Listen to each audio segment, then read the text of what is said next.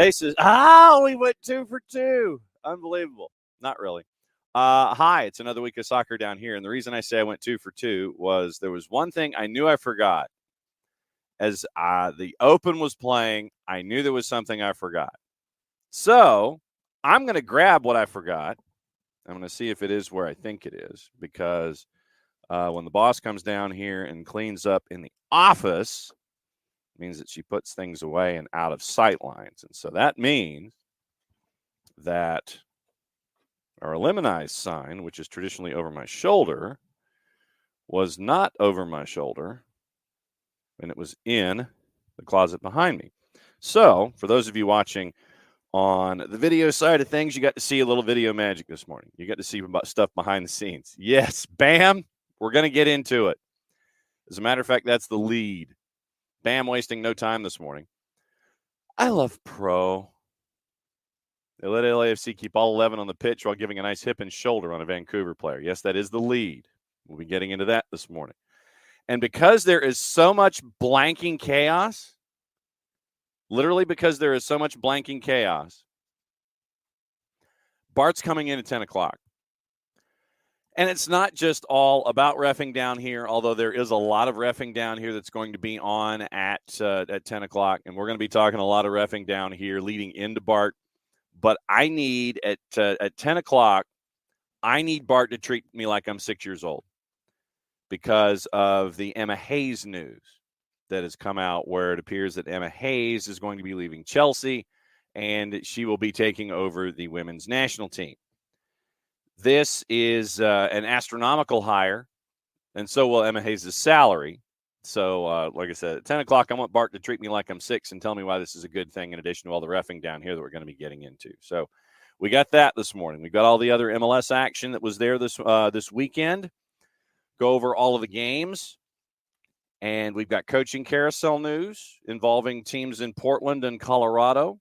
We've got the NWSL semifinals where you've got your dream final. Get out your black helicopters. I know that Hutch would be more than happy to get out his black helicopters to talk about the final of Gotham and Reign.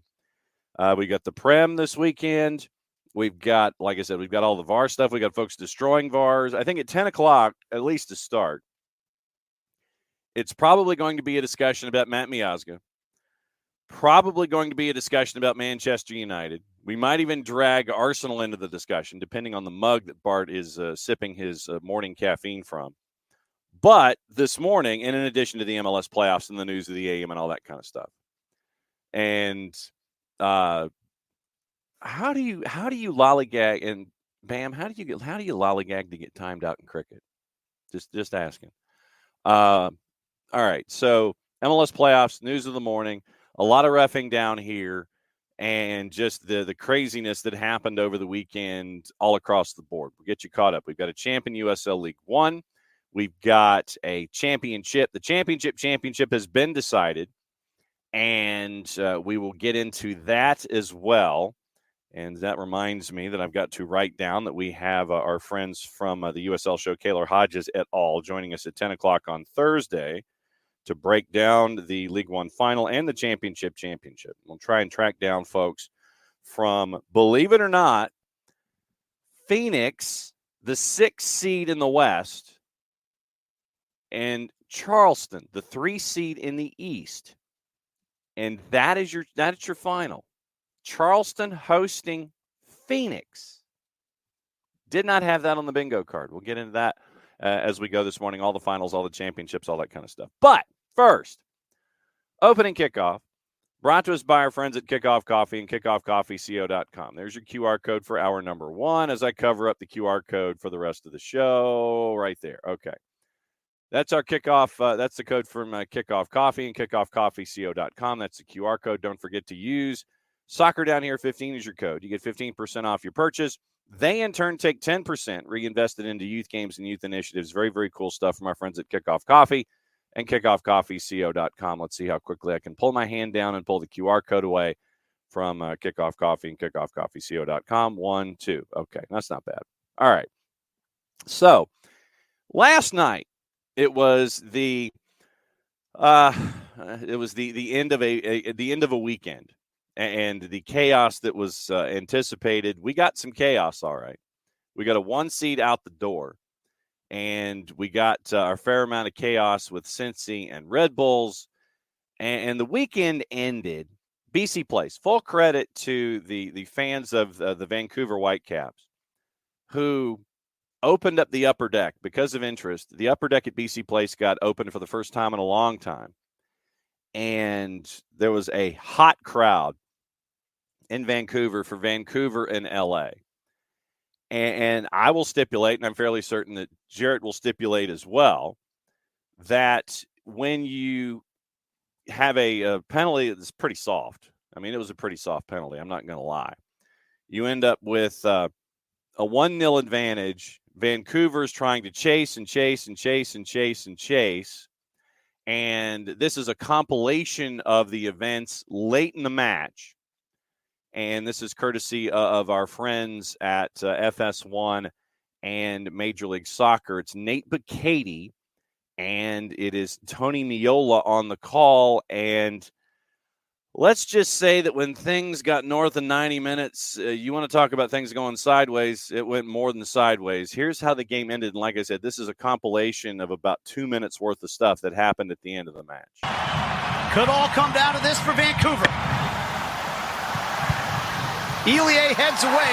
Referee shielded off a Vancouver player who was going to try to have a shot attempt, and instead it's Vela with an open goal. He's got all kinds of time, choosing not to shoot it. Now Bouanga slots it home, and that should do it. Boy, there's going to be a discussion about this one. Oh, boy, is right. And, boy, there's going to be a discussion Ford about this. Got to get your hands off the referee first. That's the one thing that can't happen. You know Tim Ford is not going to be feeling good about the fact that that collision happened. Right, but we don't think about it being offside because we normally think of the keeper and then the defender, but it doesn't matter that if it's the keeper or not. It's got to be two defenders. Vela, being unselfish, he could have just put that away at any moment, but instead took a couple of extra touches and played it to Bouanga. Well, we're wondering about the trends of Game 2 in this first-round series. We've had 2 managers sent off. Troy Lesesne was sent off for New York Red Bulls last night. Vanni Sartini, he told us not to have any plans on Thursday. Well, even if somehow by a miracle Vancouver are involved on Thursday, he will not be. But again, we're taking a look at this VAR. We're going to go back to where Denny Bouanga was when Vela made the pass. It's not a goal. He's offside. He was ahead. He was ahead of. Yeah, Vanni Sartini probably going to get a call from the league office. Could all come down to this for Vancouver. Elie heads away. Referee shielded off. And it was that good I tried to play it twice. I didn't know if I had the loop button on or not. I guess I did. All right. So that gets us to the situation at hand. So Vanni Sartini, on his way out the door, kicks 2 billboards, and there were a lot of charades jokes. There were a lot of memes. When Nick has reacclimated himself to the Eastern time zone after his sojourn out west, I'm going to need some translation for what Vanni Sartini was attempting to express to center ref Timothy Ford. Some of it I know. When you go double barrels on the individual that you're aiming at, that I know. But there might have been some other stuff involving Vanni Sartini and Timothy Ford.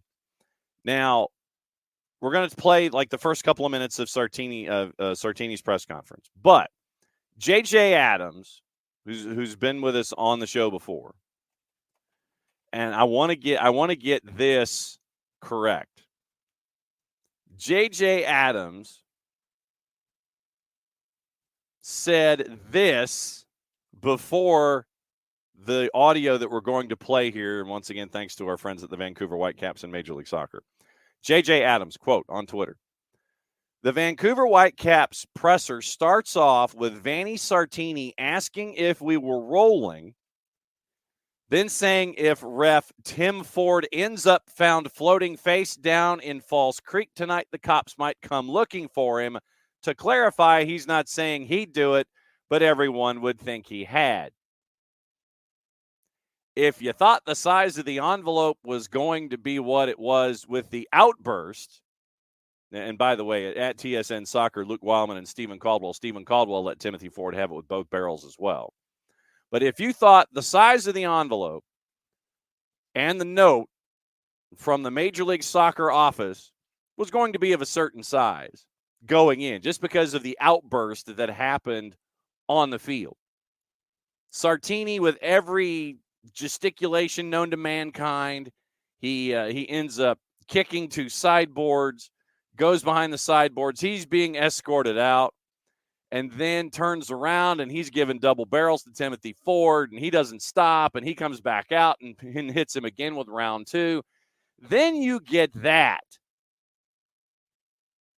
And trust me, I was looking for that particular beginning. It might be in local media in Vancouver, but I've yet to find that particular opening to the press conference. But here is how Vanni Sartini started his press conference, and it's a couple minutes, and it's worth your time. Here's how Sartini started his press conference last night after the match where they lost 1-0 to L.A. in the opening round of the Western Conference. Let's just go through that final minute. I don't think anyone here has kind of witnessed a sequence of events like that. What were your thoughts on how that game finished? The Canucks were here playing, watching the game, so probably they're better suited than me to comment what the referee did against Shopfield, because it was a beautiful thing, like an enforcer, and that's maybe he feel excited because he was in Canada and he wanted to do so. No, nothing. We had the ball and the referee was unlikely so in the worst position, so he basically fouled Shopfi, and of course they got the ball, they scored. Because Yohei wasn't in goal, was attacking, they had only one player behind, so there was it was offside, but I don't understand, to be honest, why he didn't stop, because every time that the referee touched the ball, that's actually a question. The referee touched the ball, he stopped, and he gave the ball to the team that he was in possession of the ball. I don't know why. We were in possession of the ball, and we lost possession because of him. I don't know why he didn't give us possession immediately. I think Tim is a good guy, but he had let me drink. Well, it seemed like a lot of calls weren't going your guys' way tonight. Yeah. The referee was a disaster. We have to be completely honest. The referee was a disaster. Everyone can have a worse performance than other one. Today they have a worse performance probably of his season. I actually like him as a referee, but today I give you an example. So their penalty, for me, is a penalty if the penalty of Ricci is a penalty. You should have the same way of evaluating a thing, and he didn't. And of course, correctly so for me, VAR didn't overrule their penalty. It didn't give us our penalty because the mistake weren't clear and obvious. It could be either way, but if you use a way of measurement one time, why do you use a way of measurement on the other side? Okay, and the other thing is that Gonzalez was clearly a red card. That's the reason why Steve is not an imbecile, and he took him off at the end of the first half because he knew that someone probably the fourth official say, "Hey, you made a terrible mistake," and the first time that it would have touched someone else, it would have been sent off. So, at the end, we didn't have a fair chance, to be honest. And because today, unfortunately, the referee had a bad game. To start back, let's just go through that final minute. I don't think anyone here has kind of witnessed a sequence of events like that. What were your thoughts on how that game finished? The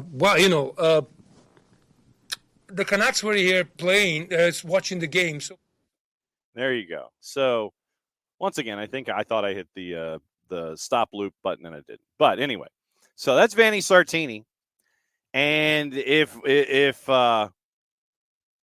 you thought that the size of the envelope and the size of the discussion from the league and the wagging of the index finger of doom from the league office was going to be of a certain size because of what happened on the field, Vanni Sartini earned himself probably about an inch-thick guidepost from the league.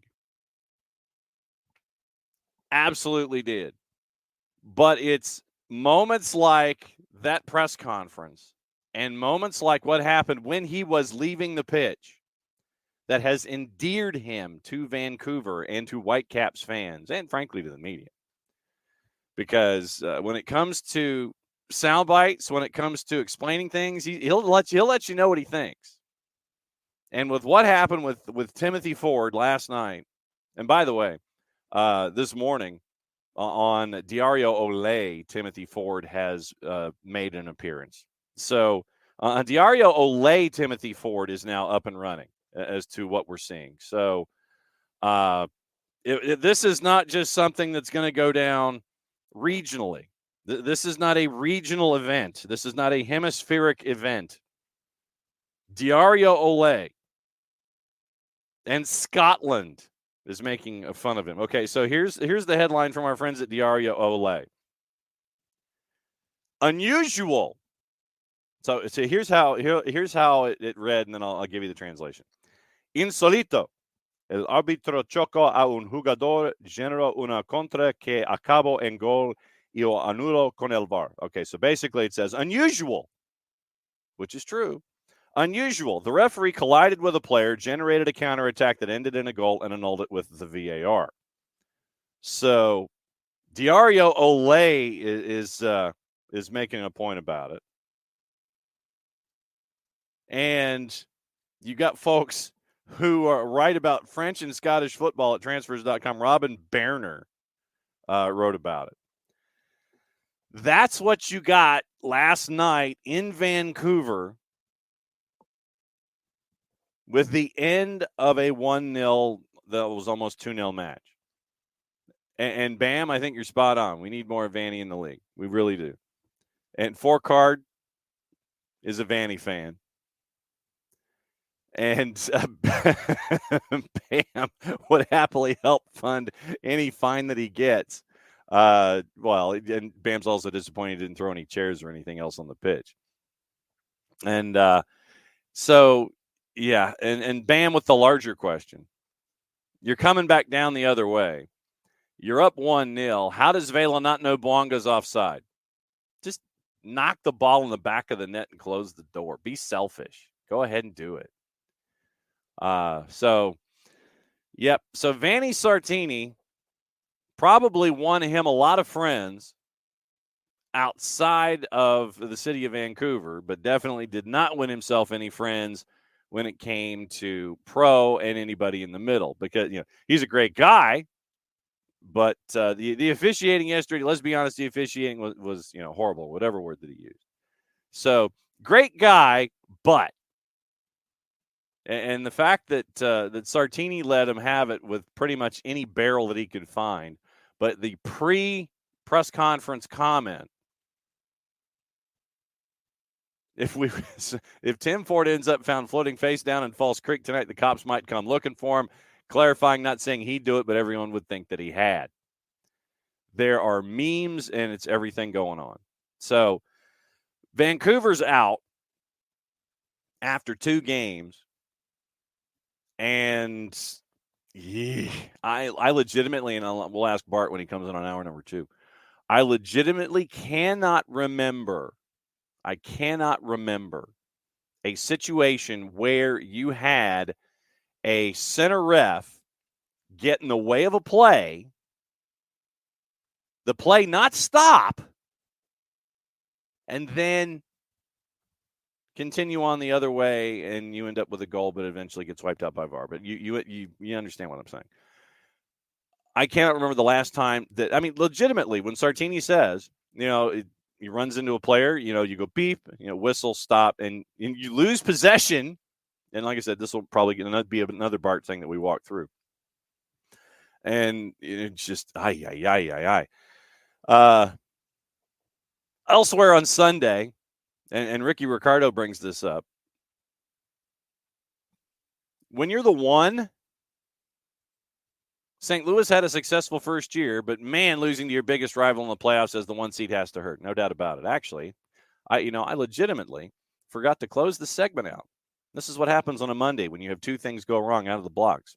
That's your QR code for those of us watching on Twitch and on the YouTube and on the 280-character app. That's your QR code for our friends at Kickoff Coffee and kickoffcoffeeco.com. Don't forget to use the code SoccerDownHere15. They get 15% off your purchase. They, in turn, take 10% reinvested into youth games and youth initiatives. Very, very cool stuff from our friends at Kickoff Coffee and kickoffcoffeeco.com. Stop, hide. There we go. Okay, so that wasn't too bad. So, to Ricky's point, we have our first 1-8 collapse in the playoffs this year. We have our first highest of high seeds go away. And it's St. Louis. And we always seem to see this with Peter Vermes and the Zombie Sporting. They will get off to a slow start, at least the last handful of seasons. They'll get off to a slow start. They'll find some acquisitions in the summer window. They will sprint in, just make the playoffs, and then they'll make your life a living hell. This time, it was the I-70 series involving all caps. 2 and done. Getting the win once again at home at Children's Mercy Park. 2 and done. 2-1 final. And it legitimately, I don't even know if it was that close. Ndembe at 45+1. Daniel Shallowy at 73. Pompeu scores with 4 minutes to go plus added. 2-1. You know, you've got to give St. Louis all the credit in the world for getting what they accomplished. Top of the West, great run to start. Folks aren't familiar with you. You do your Red Bullsian kind of a system. All of your DPs hit. Roman Berkey is a DP. Like I said, I will stand in a corner and I will sit there and I will go, you know what? Roman Berkey, as a DP, did not see it. Why are you signing this keeper or a keeper as a DP? We found out. Great season from Tim Parker. Great season from the guys, which reminds me we probably should catch up with Indiana Vasilev and see what he has to say on a season that ended short term. And great run by them. Carnell probably gets Coach of the Year, considering what they did in the Western Conference out of the blocks. But you get bounced by Zombie Sporting. So you get a big run from Sporting Kansas City. They thump you in the first leg. And you had a 2-0 lead in the second leg, and they scored. Once again, Sporting advances. The 1 seed in the West is out. And why don't we reseed? I mean, I get it. But, this to me, once again, why do we not reseed in these situations? When you get to the Final Four, in any situation, to be perfectly honest, why don't you reseed? I think that, yes, you should play the highest remaining seed, but what this does is it opens a door. It opens that door where you're not reseeded, and you sit there and it's like, all right, we can figure things out. You get to play the 2-7. And so now you end up with, where's my bracket? So, of course, I'm sitting here trying to find a bracket now, and I can't find a bracket. But, you end up with 1-8, and you get your 4-5 squared away. But, it should be a situation where you're playing LA, I would think. But that's just me. I need a bracket here, people. It's like, here's your playoffs, but we're not going to sit here and make a bracket easily accessible for you. Just give me a bracket. That's all I want. I'm not asking for much. So, yeah, it's going to be fantastic. It's going to be fantastic audio and video as I chase a playoff bracket here when it comes to Major League Soccer. And yes, I meant MLS playoff bracket. Yes, I misspelled it. I know that I did that. So, yeah, so you have to find it. You've got to go into competitions and you've got to, So you now end up with Sporting waiting for Thunderdome for Houston and RSL. And then you've got Vancouver playing the winner of Game 3 with Seattle and Dallas. And I think that was one of the surprises that we ended up with also was that Dallas really showed up at home as a 7 seed in game number 2. No Alan Velasco, no problem. So we're waiting for Game 3 there. LAFC's advanced as the 3 seed. You get your 2 and your 7. We're still waiting on that. The 4-5, Houston and RSL. That one is tonight. Houston and RSL is tonight, Game 2. So we'll see what happens there. And Sporting waits. To the East and the fun that is the Eastern Conference. We still get to wait for another couple of days. But over the weekend, you had New York and Cincinnati. I'm just going to say Red Bulls had the chance. Red Bulls absolutely had the chance. Absolutely, they had the chance to do it. Yeah, and Bam, you're not wrong. Surprised that not only the LAFC game, but the Red Bull game ended with 22 on the pitch. Victor Rivas, I think Victor Rivas had his full of the fun anyway. We'll get into the Miazga situation. We'll get into that. We'll talk about that coming up with Bart top of the hour. But in general, leg 2 of Cincinnati and Red Bulls should have had it. You frustrate the hell out of Cincinnati. I think a lot of folks are going to look at that template. They're going to apply it going forward. But Red Bulls in the penalties had the chance 2, if not 3 times. Tolkien hit the post in the bottom of the 5th. Then you have one go over the bar. I want to say it was in the 7th or the 8th. I can't remember off the top of my head. And then, obviously, to keep things going, you had all right. So Arias misses in the 3rd, is saved in the 3rd. You go to the 5th. You're up 4-3. Tolkien hits the post. Then Mosqueda gets saved. Serge Ngoma goes over the bar. Moreno makes his. And then Reyes misses on the last. So Red Bulls missed their last 2 penalties. Tolkien should have closed that door in the 5th. Legitimately should have closed the door in the 5th, but he hit the post flush. Everything was fine until you got to the 9th frame. Mosqueda and Ngoma both miss. Reyes misses bottom of the 10th, and Cincinnati wins. So, really, that one should be at a Game 3, but it's not. New York and Cincinnati, we go through the numbers if you like, but once again, should have been Red Bulls. It was one of those muck it up, drag it down, just crazy. You know that it's going to be one that's going to set soccer back a good handful of years. And we will discuss, we will lament, basically, that Red Bulls had the chance to send FC Cincinnati to a 3rd game, but do not do so. Niall, Miazga drives me nuts. Still remember the challenge he made on Gigi. A lot of us remember the challenge he made on Gigi. But yes, Matt Miazga will end up as a topic of conversation. Once again, Bart Keeler joining us in 25 minutes, and we will discuss Matt Miazga for an early week version of Reffingdownhere with everything that happened in the Premier League, with everything that's happening in Major League Soccer with the playoffs. We had to call Bart in out of the bullpen 2 days early. Also, with the Emma Hayes stuff, we had to bring him in to discuss what's going on. So, Bam's better half was watching the end of the Red Bull game with her, and she even asked how no one was sent off. Victor Rivas, and like I said, I think that we can get into the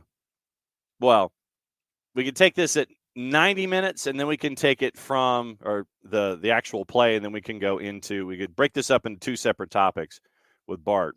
The 90 minutes, and then the PKs.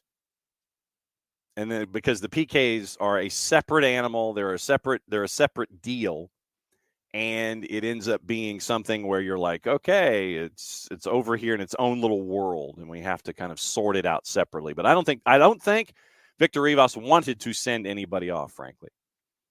You don't want to necessarily do that in a playoff series. You don't want to do it in a playoff game.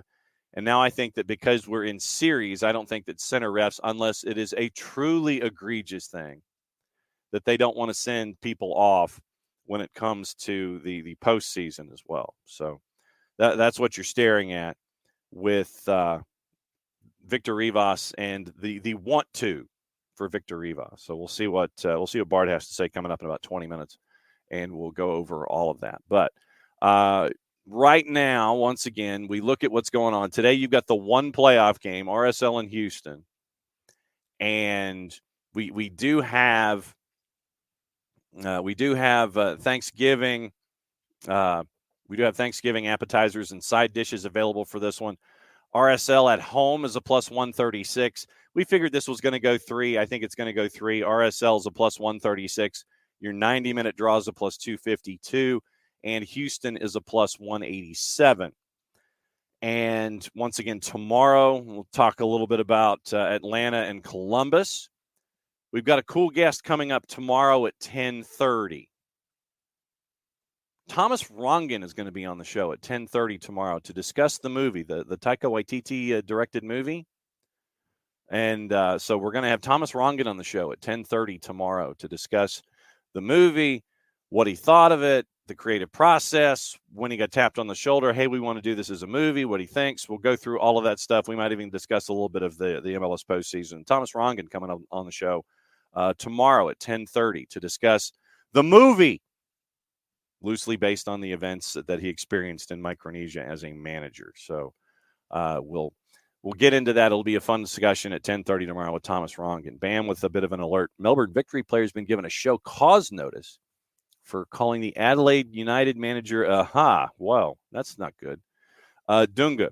I'm sure that Tim Ford is a qualified professional referee. With that said, the best centers disappear in the game. Exactly the opposite of Ford's actions last night. Poser, to say the least. And I think, Dunga, to your point, we want to think of them as offensive linemen. The only time we see them is when something bad happens. You know, when if you're an Ismail Elfath, as an example, I mean, how many times do we sit there and do we puff our chest out and go, hey, look, here's Ismail Elfath. He's doing a great job. He's in control of the match, those kinds of things. That's the discussions we're having about guys like Ismail Elfath. Tim Ford, internationally, is being called out for what happened last night. Internationally, Timothy Ford is being called out for what happened last night in Vancouver. He's being lit up in the media, this show included, and it will continue in short order. Lit up in postgame, lit up by the media internationally. I don't see how Timothy Ford makes it out into a future round. I don't see how Timothy Ford makes it into a future round of this postseason. Legitimately, I don't. But we will see what's going on in the future in the postseason. Schedule once again for the week. Once again, we've got the Atlanta game and the Nashville game, which means that Lucas Panzica will join us first thing out of the blocks on Wednesday morning to break things down with Nashville and Orlando at Geodis. It'll be a late night for him and an early morning, but Lucas Panzica will be joining us out of the blocks on Wednesday morning, 7 o'clock. So 7:09, season pass, Apple TV. Mike and Jason will be on 92.9 The Game, I think, at 6:30. Nashville's at 9 o'clock with Orlando in Game 2 of their series. Wednesday, it's New England and Philly. And that Thunderdome will continue, and then we end up with Seattle and Dallas on Friday, nothing on Thursday. I guess they're leaving it to Thursday Night American football. And then we pick things back up all over again into Game 3s. Game 3s start on Friday, by the way. And the Noche d'Or, the Night of Gold at Drive Pink, NYC has decided that they're going to play Inter Miami, Messi and friends on Friday night at 8 o'clock. Okay. Good for you. So, yeah, season pass most of the week. New England and Philly is the crossover game. FS1, Fox Deportes, MLS season pass. What else has gone on? In USL Championship, we actually have the championship all squared away now.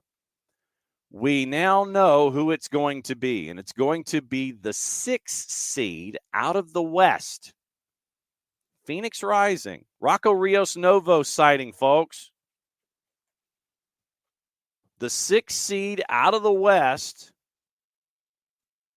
knocking off Sacramento Republic, the top seed. Big win for the 6th seed. So as the 6th seed, they just knocked off every team in the state of California. Knocked off the 3 in San Diego Loyal and sent them into the franchise ether, since they will not be returning. Go to Orange County, knock off Orange County SC, sends Milan Ilaski to Europe early. And then they go to Sacramento and knock off Sacramento Republic as the 6th. And they will travel to Charleston to take on the Battery. Battery getting the win in the semis over Lou City. Charleston and Phoenix. Charleston knocking off Louisville. Patriots Point, 7 o'clock.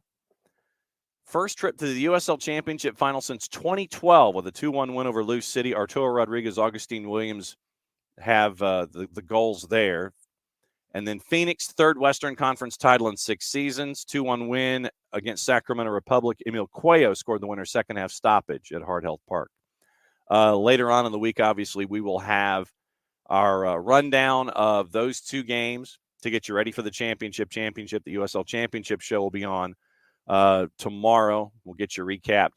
And we will also try and catch up with our friends from North Carolina FC, whether it's in a 1v1 or whether it is here live on the show. Your champions in USL League One, North Carolina FC. Once everyone has gotten in a nap, we'll see who we can grab and see as they do the car wash. We'll try and catch up with them as well. But North Carolina FC 5-4 in the penalty kick shootout, winning in the bottom of the 5th, knocking off Charlotte Independence. So promotion completed. If you look at their social media accounts, North Carolina FC is moving up to USL Championship next season. Same thing. So they're saying that this is the first true case of promotion in the history of the USL. As they're leaving USL League One, they dropped down from USL Championship a couple years ago to go to USL League One, solidify things on an organizational level. Now they're moving back up to USL Championship and knocking off Charlotte Independence. They move up to USL Championship with the win in USL League One. So congratulations to our friends in Cary. And they will be, once again, here on the network in some form or fashion. Don't know what that form or fashion is going to be, but we will figure that out. Like I said, could be live. If it's live, it's fantastic. If it's a 1v1 where we catch up with, Raheem Summer, we catch up with somebody from the roster. We catch up with Coach Bradford. We'll let you know. But it'll be somewhere on this network at some point this week. We will have that interview, and it will be a part of what's going on here at SDH. So busy weekend here in the footprint. Also, the NWSL has their final figured out, and it was a late night. It was a late night. And if you're ever going to go look for information, it's NWSLsoccer.com. It's not NWSL.com. It's like Northwest Freight Lines or something. And if you had the 4 and the 6 in your playoffs, you are a far better man than I am. Gotham beats Portland at a record crowd at Providence Park 1-0 on CBS Sports Network, and the game took a long time. And then Reign beats San Diego 1-0. Championship game is going to be at Snapdragon on Saturday, but it's the 4 and the 6. Allie Krieger, Megan Rapinoe at Snapdragon. It's going to be a packed house, and it's going to be a fun crowd there. So Gotham wins in extra time to advance. And for those of you that didn't get the chance to see the weather, good Lord, it was raining like nobody's business.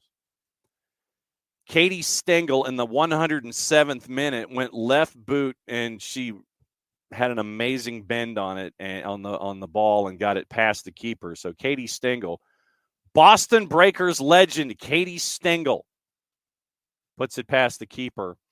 107th minute. Portland tried to get to their 5th title game in 11 seasons, could not do it. So Katie Stengel gets the game winner. And so the early game went the way of Gotham. Reign beat San Diego 1-0 in front of 32,262. And so Veronica Latsko in the 47th minute, early second half, and that was the difference. And if you look at the highlight, she's like, no, that was not supposed to be a shot. It was a cross. But it turned as it was a cross shot. It was not a shot cross. It was a cross shot for Latsko. Goes in the back of the net. First NWSL championship match since 2015.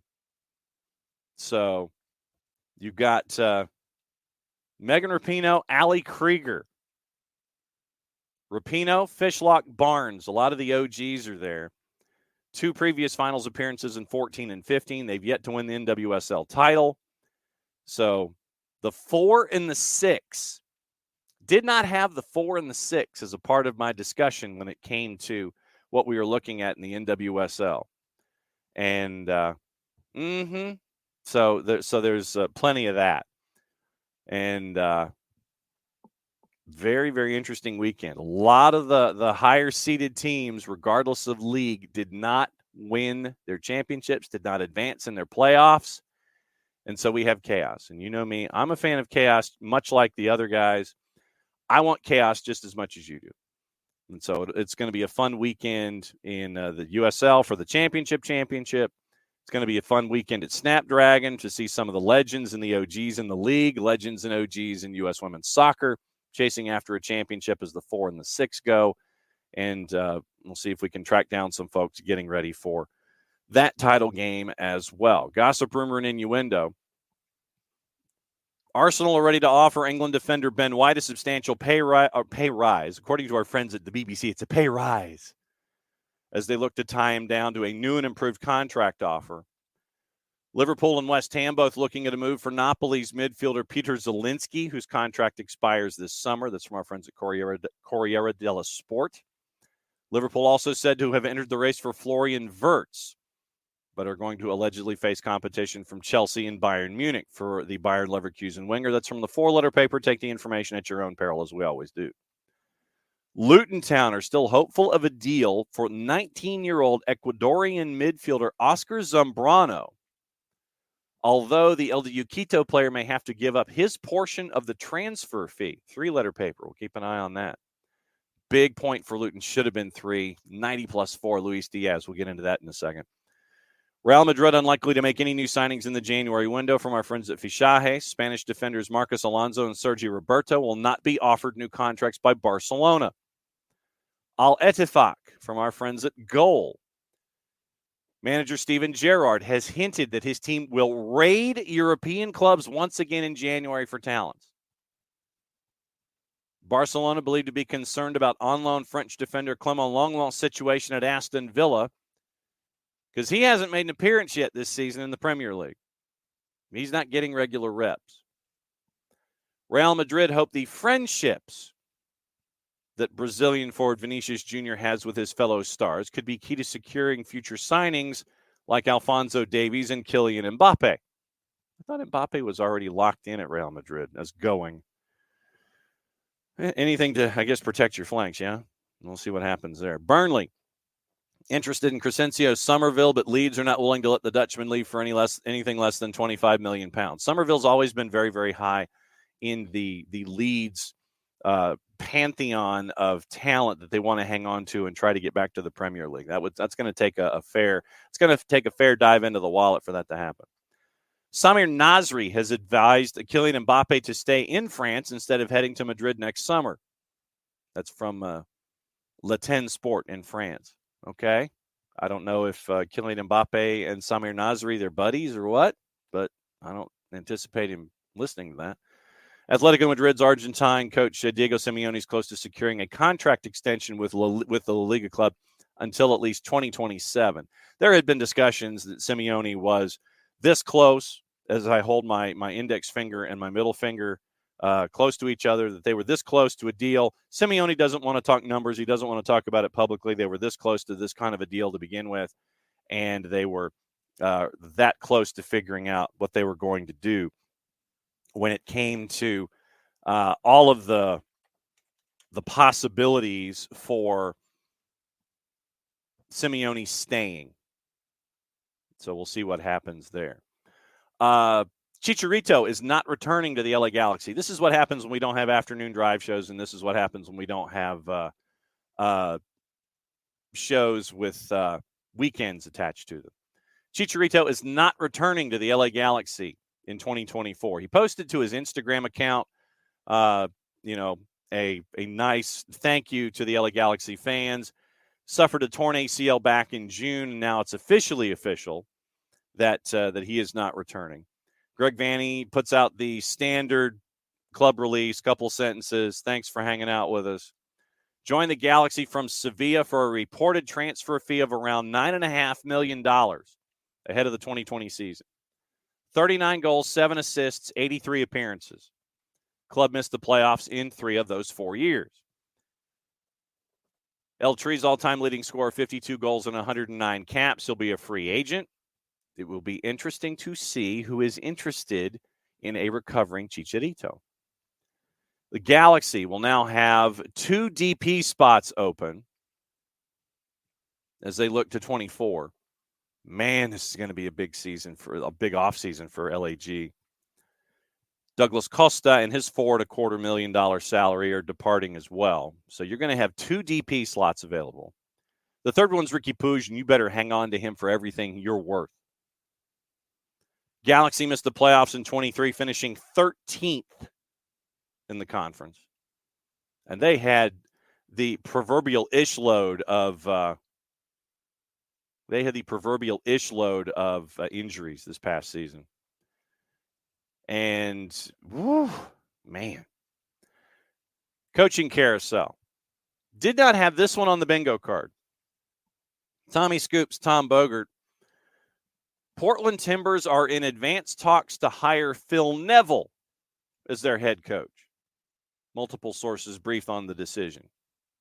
We're telling him and Paul Tenorio. Deal's not totally done or signed. Final details still to be sorted out. Neville's expected to be named coach. 31, 41, and 11, 2.5 years at Inter Miami. Portland, remember, parted ways with Gio Savarese this summer. Potentially in talks to bring Jason Kreis with Neville as an assistant. Be careful what you wish for. Club is also in talks to retain Miles Joseph. They did really well with Joseph after letting Savarese go. Joseph was served as the interim among the finalists to be named head coach. Timbers narrowly missed the playoffs, finishing 1 point below the bar. 5-2-2 under Joseph, including a run of 7 consecutive unbeaten before losing the season finale and missing out on the postseason. Several key players expected to depart, opening up 2 DP spots to build around Evander. The other candidates that apparently were in the final listing and the final walk down the runway: Joseph, Robin Fraser, Domi Tarrant, Ezra Hendrickson, and others. I don't know what others' record was in Major League Soccer, but apparently others was a finalist as well. Evander, Diego Chara, Eric Williamson, Santi Moreno, Juan David Mosquera is going to be the core of what it's going to look like going forward. So you will get a look at that going forward. So that's the Portland situation. The Revs still connected with two names, Neville and Gio Savarese. Savarese has also gotten inquiries from abroad. And this is the one that I'm sure that Jared is going to sit there and go, let it happen. Neil Lennon, touted as a potential candidate. Conversations currently inactive. Fire have an ongoing search, but they got to figure out the contracts of sporting director Georg Heitz, technical director Sebastian Pelzer, since they expire at the end of the season. And you have all of those signings. Frank Klopas was your interim. Expected to remain at the club next year in some capacity, even if he's not named head coach. Colorado was one of them. Chris Little, highly regarded. Chris Armas was a part of that discussion as well. So it will be intriguing to see what happens with the continuous coaching carousel in Major League Soccer. Who goes where and how it all lays out. Charlotte probably will be without Karl Swiderski, so it will be intriguing to see how they pursue another DP and what life is going to be like up top. And so we'll continue to monitor that. With Jessica Charman dropping in as an OG, she's got an open time and she's got an open ticket, and she can drop in whenever she wants, especially as things continue to evolve with Charlotte FC in the offseason. Just missing out on the playoffs. And with everything that had been juggled by Christian Latanzio, we'll see what happens with Charlotte as well. A lot of questions coming up in short order with a lot of teams in Major League Soccer. So as Bart has his mug and he's getting ready to start hour number 2, I guess that means it's time for me to read a promo as our transitional element and get us squared away with all of our folks who, like us. They like us. They really, really like us. So I'm going to set a musical level, hit a piece of music, and read a promo. SDH brought to us by our friends at the Lemonized Service. How do I know that? Because I'm reading the promo. Odor-free, clean, fresh air, one place you need to go. It's the Lemonized Service. Deodorizing enclosed spaces like houses, apartments, and condos. They've created a customized solution for the lemonized all organic odors, including those like pet cigarettes. Realtors and property managers use the Lemonized Service to lemonize bad odors to help them sell or rent their homes that much faster. It's a turnkey process. Makes it easy to work with said realtors and property. It's kind of the environment. We like that. Offering a clean way to get rid of odors without any kind of toxic residue whatsoever. Different than Febreze or our favorite masking agents that we have either under the sink or above us in the cupboard. Because when you reach under the sink or above us in the cupboard, you pull out that masking agent. You spray the masking agent in the air. There's a reason it's called a masking agent. Because it just masks the odor. It doesn't attack the problem like our friends at the Lemonized Service with their proven scientific formula. Pricing very, very easy, either by the cubic foot or parts per million. They come up with a price that's affordable for you, offering results in 24 hours or less. If you have any questions, frequently asked or otherwise, one place you need to go to the website. That's where I grab my pen. Website somewhat shaded by my poor lighting grid and choices of angling signs. But the website, lemonize.com, ELIMINIZE.com. After the .com, do us a favor, go /Atlanta so they know what part of the world you are addressing them from, so they can help you with your issue. Full homework assignment, lemonize.com/Atlanta, lemonize.com/Atlanta. For odor-free, clean, fresh air, Lemonize Service, proud sponsors of Everything SDH on a Reaction Monday, where we're reacting to a lot of stuff. But because we're reacting, God, slam fade, that's going to annoy me until the end of days. Because we're reacting to certain things in particular, this is where we bring in this guy to start hour number 2. And he breaks out the West Virginia mug. I see how 6-3, ball eligible. Well, and what I'm seeing, what I am seeing, sir, is the idea that you, and I point to you in the collective, there with West Virginia supporting elements, you could be in the Liberty Bowl in Memphis to take on an opponent. Yeah, I don't want to be at the Liberty Bowl. I've been to that game. I've been to that stadium. It's not great. Memphis is kind of a one-trick pony type of a town. You go to Beale Street and that's it. Oh, you go. No offense.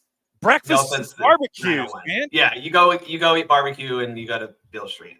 That's Beale Street compared to Broadway, not the same. But anyway, yes. Also, could be looking at possibly the Texas Bowl out in Houston, which might be fun.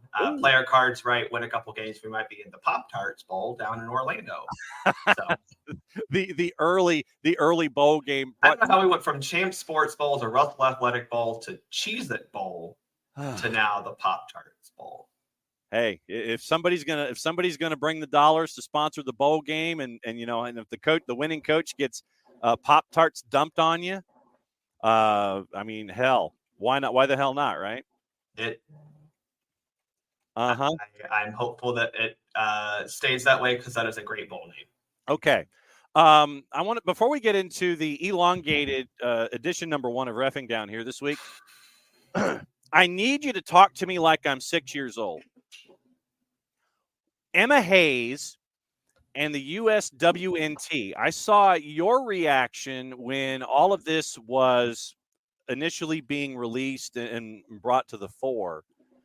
Break this down as to why this is the seismic, expletive-laden post on the 280-character app that a lot of fans with the USWNT are looking at. Well, first off, I think it's no secret that Emma Hayes is one of the 3 maybe best club managers in the women's game, flat out. She's up there with Bon Pastor in terms of just consistent success and building really great programs. Chelsea wasn't great before she got there. She's been there for a decade, and they are the best club in English women's football right now. Not better than Arsenal long term, but right now. I don't think any U.S. women's fan, and certainly no reporters, felt like she was a legitimate and viable option for the U.S. women's national team. I kind of put her in that category with Wiegman and Bon Pastor of, they're great, and it would be wonderful if we could get them, but it is highly unlikely they leave where they are now for the women's national team job. But apparently, money talks, John. Money talks. And we're going to pay her, supposedly, the most any women's football club coach is women's football coach is going to be making ever. And that says a lot. We all are excited. Obviously, this could go very poorly, but the reality is she is one of the 3 or 4 biggest names the U.S. women could get. But like I said, no one really anticipated that level of get for this team because of just where she is and things she said in the past. All right. So the thing she said that basically I'm happy where I am, those kind of stereotypic quotes of. Yeah, but it seemed genuine, right? Because there was no need for her to leave Chelsea. That's kind of what it was. It's not like she had previously been to a couple other stops and had success and moved on. This isn't Pep Guardiola type stuff, She legitimately has built Chelsea into what it's supposed to be. And there's a little bit of unfinished business. Chelsea has not won the Champions League. We kind of felt that she would want to do that with Chelsea. And she has another year to do it, I guess. But that, again, it's a big get and something that I don't think anyone really anticipated because of how happy she was at Chelsea. But that said, this is a big challenge for her. This is a major step up to take what still is the best team in the world. I don't care what people say about Spain or anything else. The U.S. is still the best team in the world. And this is a huge opportunity for Hayes. This is a huge opportunity for the U.S. women's national team. Bit of a breaking news. Well, kind of, sort of. I mean, it's more like, okay, get out your translators, perhaps, and your Google translators. But apparently, Jenny Hermoso has done an interview with GQ Spain, and GQ Spain awarded her their Woman of the Year, and the some of the quotes that are attached to it. I'm now receiving threats, and that is something you can never get used to. She adds, quote, I'm feeling the consequences of something I never wanted. She says, speaking to a psychologist, has helped persuade her not to quit football. She also thanks male footballers Isco, Borja Iglesias, Hector Bellerin, and Oscar Trejo for speaking out in support of her. So I guess the required reading of the day will be the Jenny Hermoso piece in GQ Spain, where she has come out with things. And I know that Ricky is doing breaking news as well. And now this one I will give the klaxon to. This one I will give the klaxon to, and I've got to sit here and make sure that my audio levels are correct to where everything is doing things properly.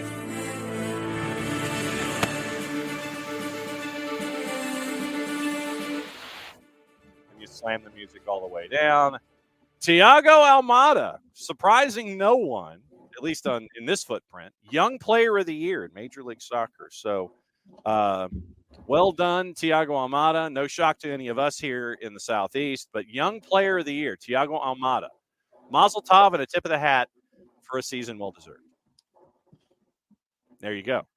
But no, I literally was off and running looking at the GQ article with Jenny Hermoso. Once again, no real surprise that you have classless dudes who want to sit there and run their mouths and try to pin things on her that are completely and totally unnecessary.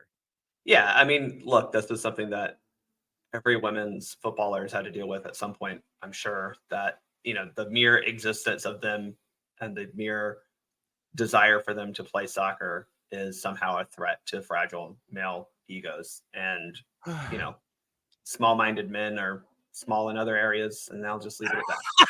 Wow. Okay, so now, all right, now that's a judgment call for me when the show is over, if I have to put up the explicit rating or not. I didn't say anything, John. You took it that way. Of course I did. It's like a Friends episode. That's how we roll. Oh, R.I.P. Matthew Perry. Yes, exactly. All right. The other reason that I wanted to bring you in on a Monday is because of, oh my holy God, what the hell happened this past weekend? Oh, by the way, what Celsius flavors are your favorites? So orange and watermelon. Okay. Yeah, Celsius. You want to sponsor me or the podcast? I am open. Damn right. I mean, I drink one every time I referee because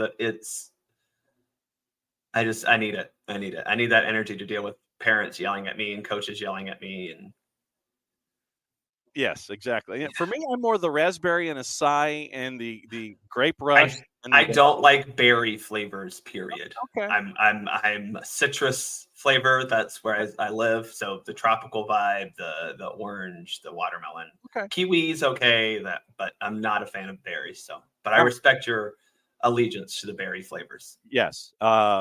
All right, so let's work our way backward here. In basically the first half hour of the show for opening kickoff, we went through everything that happened in Vancouver, the end of the Vancouver match. Actually, really, we also talked about a soft PK that got called. It was a soft PK. I will vehemently say that it was a foul, I think, but I don't even know if it's 100% a foul in the open field. It's just a weird situation. Yeah. So LAFC gets a 1-0 lead on a soft PK in the 52nd, and then what in the blue hell happened late, man? Have you ever, before I let you roll here, have you ever seen a situation where a center ref was a roadblock in a transitional element?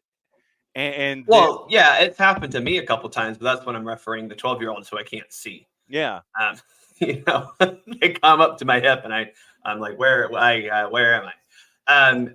This is legitimately the catch-22 you have as a referee, especially when you're looking at corner kicks. I would like to say I blame all players everywhere for this incident, because if players behave themselves in the penalty area on corner kicks, referees wouldn't have to get so close to, look at all the shenanigans that go on. So if you want to blame anyone, blame all the players over the history of this game who feel like it's appropriate to tackle, pull, punch, and other shenanigans inside the penalty area. So that's my stance on that. But I have never seen this. I've never seen a referee throw a screen that then triggers a counterattack that scores a goal and then is ruled offside because the attacking trident doesn't know what offside is, apparently.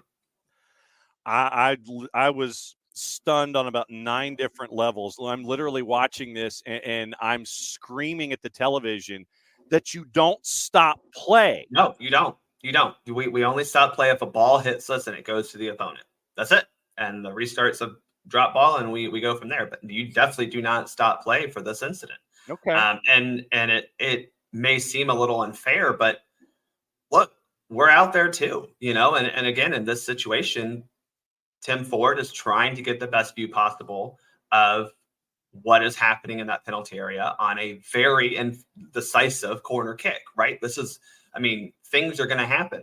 I actually awarded a penalty kick this weekend to a girl who tackled another girl in the penalty area, full two-handed bear hug, threw her down to the ground on a corner kick. It happens all the time.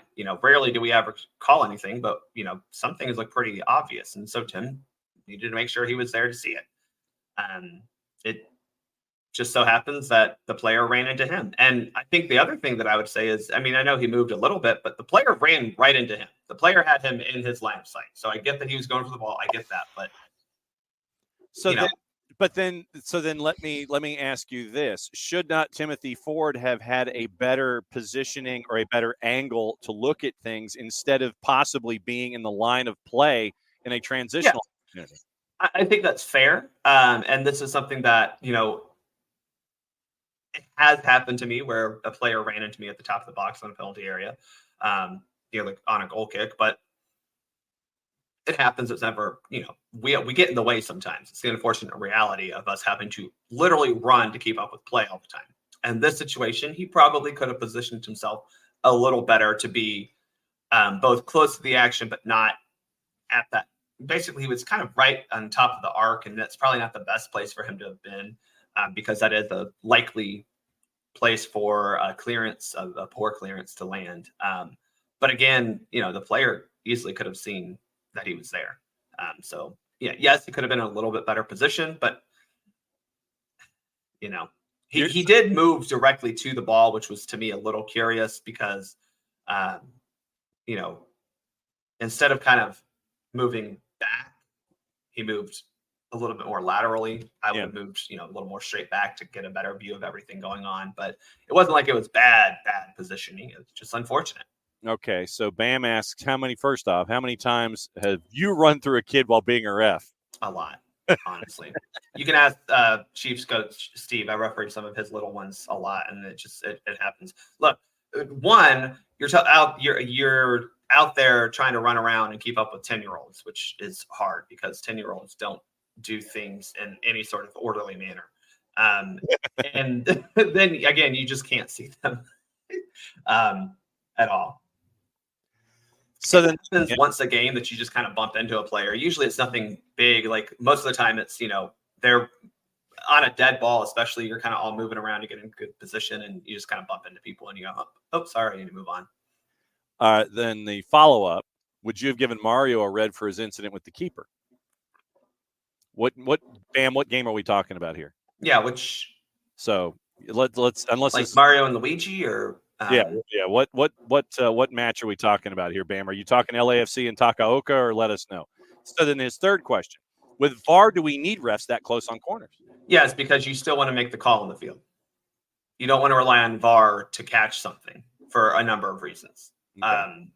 You still want to be close enough to see that the play unfolding, right? We don't want to leave VAR to act. The point of VAR, Bam, and for everyone is not to referee the match, right? It's to be an assistant to the refereeing processes. It's not to physically referee the match, and that would be getting into that, and we don't want that.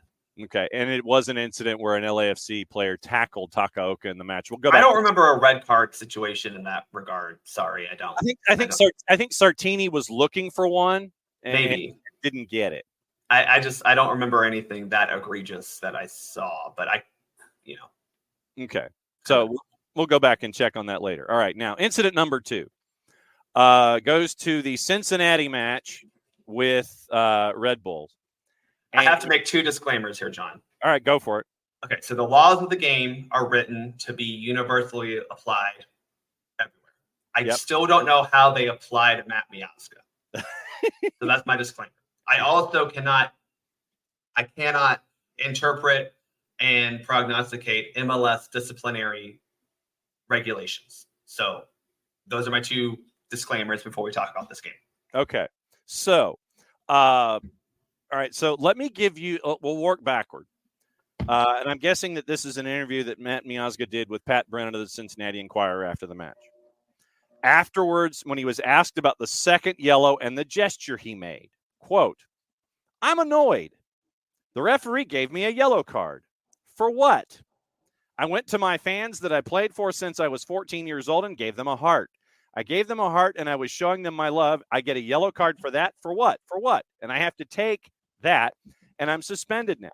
And after the game, he gives me a yellow card because I asked, what the hell are you doing? Everyone's yelling at the referee. Yeah, of course I feel singled out. I was speaking to him," meaning Victor Rivas, "the whole game normally, and he's talking to me nicely all game. I hate to break it to Matt Miazga, but when you take your index finger and you point it in a referee's face, that's not going to go well over the span of 90-plus minutes. So how much of Matt Miazga would you like to tackle here with the... Oh, we can tackle all of it because, but I'll start with the quote that his coach said. Pat Noonan said he knows better, and I would rebut. He does not. Matt Miazga does not know better because he does this all the time. Yeah. Homeboy, I don't know what you thought you were doing after scoring a penalty kick and a PK shootout in an elimination game in front of your, quote, fans. Like, that is not the time to do that, you know? And the videos have come out from that supporter section after the match too, where the Red Bulls fans were less than pleased with Cincinnati. Yeah, and it wasn't done in a like, hey, sorry, you know, type of way. It was so dramatic. It was so over the top. It was so, you know, it was taunting. And also, he didn't do the heart correctly. He did this, making like a pumpkin, not this, nothing. You know, he's doing binoculars. Yeah, he's like, ooh, buddy, that's a yellow card, right? That is unsporting behavior. Yeah. That encapsulates your entire career. Matt Miazga, your entire career is unsporting behavior. But that's a yellow card. And then if you're mad at the referee after the game and you go up to him and start jabbering and everything, yeah, you're going to get a yellow card as well. So what, now he's at 4 yellow cards in 2 matches? That's got to be some sort of record. I think technically it's 3 because he got the back-to-back for dissent and excessive celebration. That's how it's listed in the book. Dissent and excessive celebration. He deserved what he got during that penalty kick shootout. It made me sad that they ended up going on to win that because, you know, Matt Miazga kind of ruined it for everyone. Matt Miazga, you've ruined this for everybody. And so I think that the yellow card is appropriate. That's the first situation, right? Yeah. That one, you get a yellow card, but don't try to act like we're stupid. This is my favorite line that I give to kids, you know, 15-year-olds. I didn't touch him as he, you know, 2-footed into the knee. I didn't touch him. I'm like, I'm not stupid. It's my favorite line to give out to the teenagers. And Matt Miazga has barely matured past the age of a 16-year-old. So, yeah. So post game, when you have Pat Brennan get this quote from Miazga, and then your head coach sit there and goes, he knows better, and he's like, well, what? Why? It's like the Alfred E. Newman, why me? For the well, and here's the thing, and we'll talk about it, I'm sure, but you also still got 2 yellow cards in the run of play in back-to-back games, buddy. Yeah. Uh-huh. What sympathy do you want from the referee crew to not give you a yellow card because you've been doing stupid things the whole time? The victim mentality from Matt is a cherry on top of the narcissism cake. All right, so it's narcissism, and so a narcissism cake and a victim mentality topping. Is that how you're okay? Mm-hmm. It's when you're dealing with, and I mean, it looked like Victor Rivas did not want to give Reds in this match that was this heated. I think he wanted to try to navigate the second half, as physical as it was, and get the hell out of town. Right, for 2 reasons, John. And this is the unfortunate balance that we have to have with we have to hold with the referee crew is we're in a playoff situation, right? So we know that things are going to be heated, period. You have a team in the Red Bulls who don't play soccer often. They just happen to run around on the field against a Cincinnati team who is by far the biggest floppers outside of Philadelphia. And that's going to, but they're also really like, they kind of get a little, physical themselves. So it's going to lend itself to problematic instances, right? But as a referee, you're understanding that if you give a red card to someone, they're missing the next game. Right. Which is a season deciding game for their team. Mm-hmm. So yeah, you don't want to give red cards. You want to try to manage the game with yellow cards if you can, because those are warnings to not only that player, but everyone on that field that, hey, we need to calm it down. That is unacceptable. We don't need to do that again. The problem with the referee, and the only thing I would say for Victor Rivas, because I actually thought he managed it fairly okay, given, again, we're one person. I can't control 22 other humans, adult humans. Well, 21 adult humans and Matt Miazga. I can't control all of them. Yeah. But I thought Rivas could have been a little bit more forceful with yellow cards and not afraid to give a second yellow card in regulation. I don't necessarily think there's like an incident that I could point to and say, oh, that deserved it. But the reality is you give a yellow card, that is a caution, right? That is supposed to say to the player, buddy, you can't do this anymore. You can't be acting a fool like this. And some of them continue to do so. I think he would have been well within his right to give second yellow cards. But I understand why he didn't want to give straight red cards, because that is a truly game-deciding decision. Whereas a second yellow card to me, and we talked about it a little bit with Tristan Muyumba, that once you get one, you have to, as the player, the responsibility is on you to behave within the laws of the game after that. All right, so now explain to, once again, treat me like I'm 6. The second yellow to Miazga during the penalty kick element of the match, why is that not a red and Miazga is suspended for however many matches it would be down the line? It's like, when did this turn into a separate event as opposed to not being a back-to-back and a red? So we need to go through a little bit of history, but first I'll just say that had Miazga been given had that second yellow card or whatever been sent off during penalty kicks, it would not have affected anything unless we would have had it gone back through the penalty kick order, at which case Cincinnati and Red Bulls would have only had 10 penalty kick takers. Similar to if you have a red card in regulation, you just even the number of players that take penalty kicks. So if you remember, John, 2019 Women's World Cup, IFAB released changes to the laws of the game that straight up penalized goalkeepers for coming off their line early during a penalty kick. I'm like 97% certain that was the first time we had this law at that strict of a level codified in the laws of the game. Before that, we were always told, oh, you're not supposed to, and kind of stuff like that. And if they did, the only real punishment was we take it again. But for the longest time, we kind of let goalkeepers just, we were like, well, you should probably stay on that line. And did they ever really do that? No. So in 2019, we kind of made these changes to make it easier for referees to force goalkeepers to stay on that goal line. It has evolved a lot in the last 4 years. And so it kind of was, unfortunately, even understood that during a penalty kick shootout, these goalkeepers were even just like, the warning was already there. You're not supposed to do it. So there's no like warning of, hey, don't do that again. It was an automatic yellow card for leaving your line early. The problem was, because we allowed yellow cards to carry over into penalty kick shootouts, there were a couple incidents, one of them in MLS, Pedro Gaese, where a goalkeeper had picked up a yellow card in regulation, got a second yellow card for leaving early in penalty kick shootout and was sent off. Therefore, the problem is, again, like I just said with a player, if a kicker, gets a yellow card or a red card or whatever, and penalty kick shootout, it really doesn't affect much. It doesn't affect that kicker. And really the punishment to the team is both teams take it with 10 players, right? That's not a very serious punishment in the grand scheme of things compared to a goalkeeper literally being sent off, right? And you can't sub in a goalkeeper at that point in time. You have to choose from the players who are taking the penalty kicks.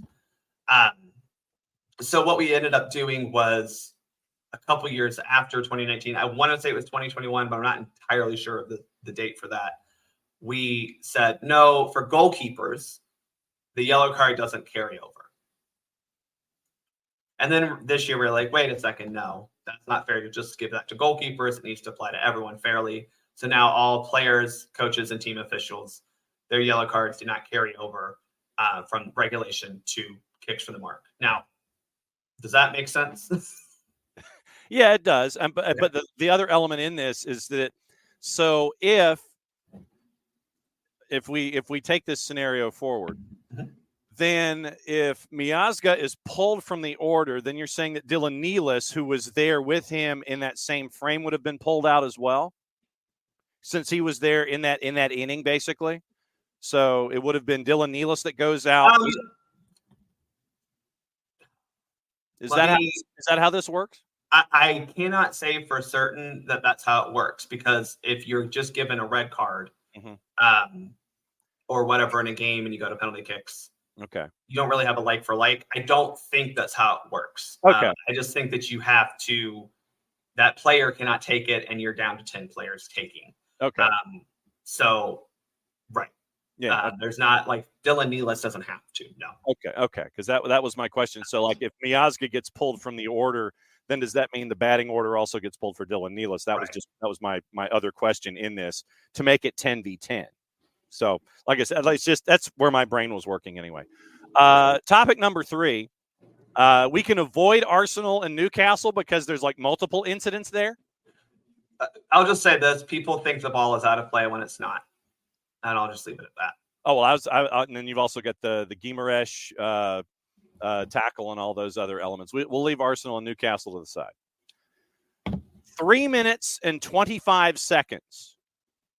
That is almost the length of time of the new Beatles single, where you end up with a decision on Garnacho, Harry Maguire, and a disallowed goal in the Premier League on a 1-0 win for Manchester United over Fulham. So it's Maguire on the McTominay goal. The goal was disallowed. What say you, sir? I, again, think the issue here is the length of time it took to get to this decision. Because when you saw this happen immediately, I get there were two kind of like processes you had to get to before Harry Maguire. So the first one was Garnacho onside or offside? Right. Replay it, you go, yeah, he's onside.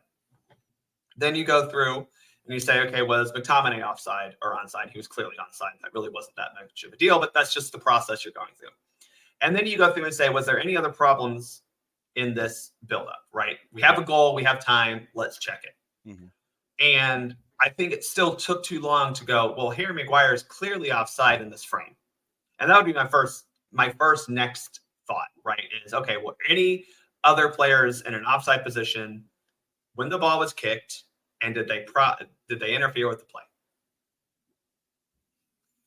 So that's what happens third. I think it took too long to get to this because both of the other two, frames, instances, whatever, were easy to get to. Like Garnacho onside, got it. McTominay onside, perfect. Harry Maguire is in an offside position when the free kick is taken, right? Okay. I think we can all agree, right? Harry Maguire, offside position on that free kick. The laws of the game say that an offside, it is not an offense in itself to be offside position. That's the number one thing, But if a player gains an advantage by playing the ball or interfering with an opponent, they can be in an offside position. One of those things is clearly attempting to play a ball, which is close, when this action impacts an opponent, or preventing an opponent from playing or being able to play the ball clearly by obstructing the opponent's line of vision, or challenging the opponent for the ball, or making an obvious action which clearly impacts the ability of an opponent to play the ball. And I'm sorry, I'm not blinded by my hatred for Man U, I promise, but it's very clear that Harry Maguire challenges an opponent for the ball, right? I forget the opponent for Fulham, but they literally collide. He goes to play the ball. It just so happens that it misses him. So people tend to think that being in active play means, oh, I touched it. And that is wrong. That is the number one way we look at it. But there are many ways to be involved in active play simply by going after the ball. And in my opinion, Harry Maguire was definitely trying to play the ball, interferes with an opponent while trying to challenge for the ball. He meets basically every single criteria for the interfering with an opponent qualification of offside. Okay. But again, the problem is it took 78 minutes to figure out that he was offside. And I think that is where people are upset. And they say it's subjective. I don't know if it's super subjective, because to me, it's pretty clear that Harry Maguire interferes with the opponent. They literally collide.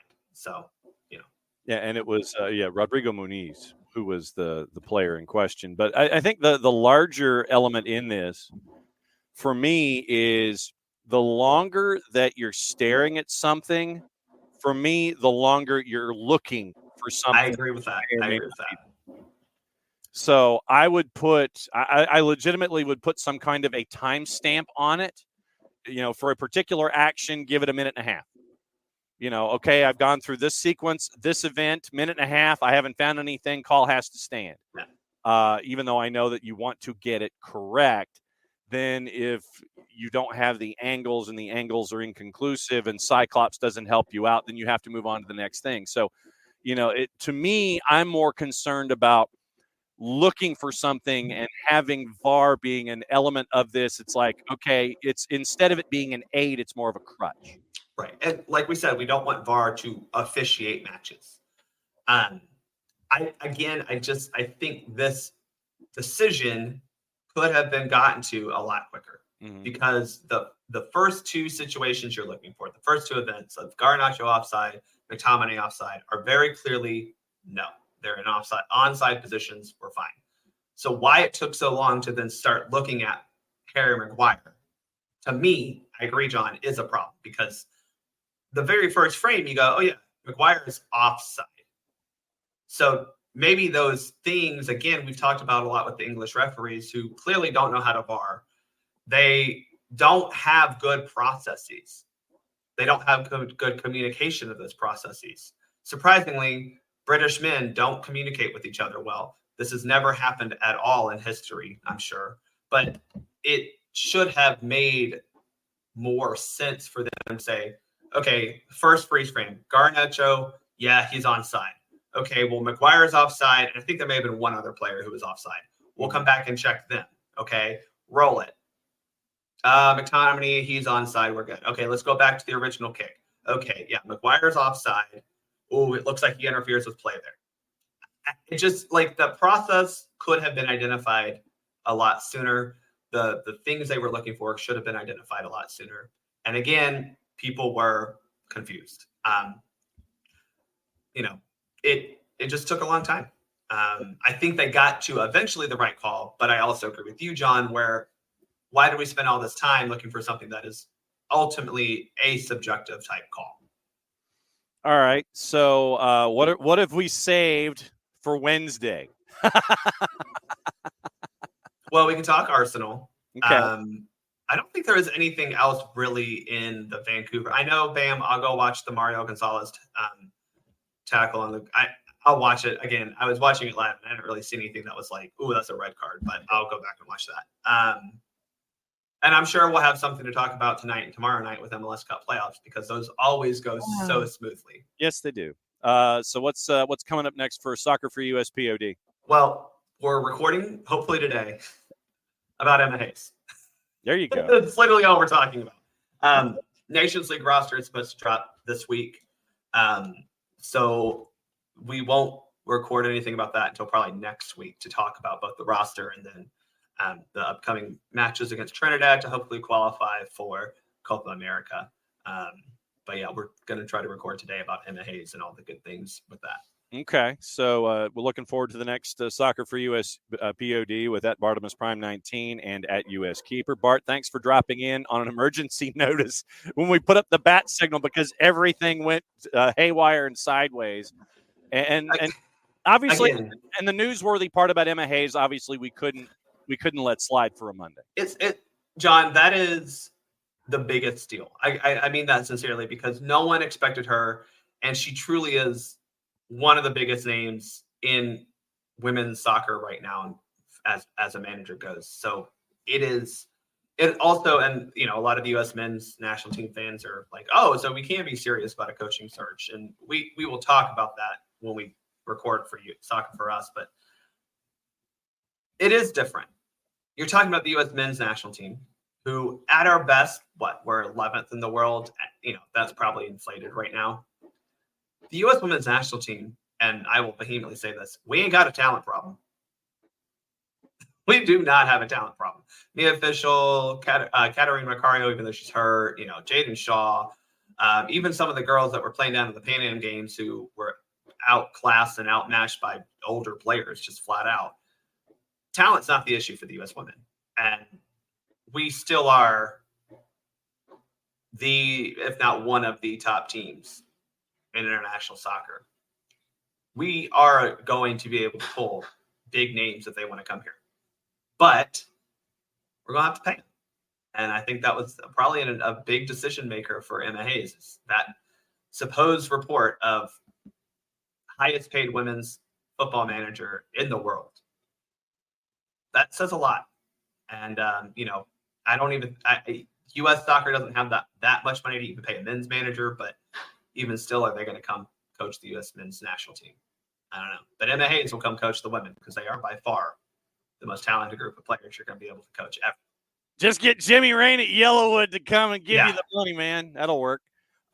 Before we go, NWSL final, you've got Ali Krieger, Megan Rapinoe. That's fantastic, honestly. I was shocked that Rain beat Wave because San Diego's been good all season. Rain has been pretty good, and they finally got their win over them. It's also funny because that final is going to be played in Snapdragon, so maybe Rain will get back-to-back wins out there. But I thought Gotham actually looked really good against Portland. And really, at the end of that match especially, didn't give Portland many chances at all to try to get a leveler. Whereas, I don't want to say it was a lucky goal from Rain. I don't know if it was a purposeful goal. Let's just put it that way. No. It was, if you ask, Latsko says, no, it was a cross. It was not a shot. Yeah, definitely. And that was definitely whereas with Gotham, and I can't remember her name.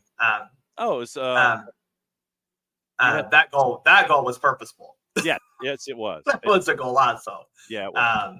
But it'll be fun. I think it's good that we have two retiring legends being able to go play for a trophy in their final matches. Krieger has kind of been an unsung hero of the women's national team during her time playing for them. And Rapinoe has been an icon on and off the field for almost 2 decades. So congratulations to both of them for being able to get to the final in their final season. You flying out to San Diego? No. No, John. My mom's birthday is Saturday. So no, I will not be leaving her for a soccer game again. I've done that plenty of times on her birthday. I'm not doing it again. You taking your mom to San Diego? Maybe. No, she'll be in Athens, Georgia, tailgating. So I think she'll be having fun. I think it's a nighttime kick, so that's going to be an early day it's going to be a long day for tailgating and birthdaying. Well, that's what the RV is for, John. There you go, fella. All right, so Wednesday at 10:30, we'll do it again. Wednesday at 10:30, we'll do it again. That's what he says. He's Bartimus Prime 19, Soccer for USPOD. And next Soccer for USPOD is going to be the Emma Hayes Espectacular. I'm going to talk about Emma Hayes, so it's going to be very cool. Once again, thanks to Bart for answering the bat signal, especially, like I said, with Emma Hayes happening this weekend, with all the shenanigans that happened, especially last night, we had to bring Bart in to break things down.